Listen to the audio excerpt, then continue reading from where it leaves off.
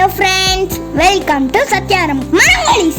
இந்த வீடியோ நம்ம என்ன பார்க்க போறோம்னா ஒரு ஃப்ரூட் பாஸ்கெட் ரங்கோலியை எப்படி ஈஸியாக ஸ்டெப் பை ஸ்டெப்பாக போடுறதுன்னு தான் பார்க்க போகிறோம். ஃப்ரெண்ட்ஸ், நீங்கள் நம்ம சேனலை நீங்கள் நிறைய பேர் சப்ஸ்கிரைப் பண்ணாமே பார்க்குறீங்க, கொஞ்சம் சப்ஸ்கிரைப் பண்ணிடுங்க ப்ளீஸ். வாங்க வீடியோக்குள்ளே போகலாம்.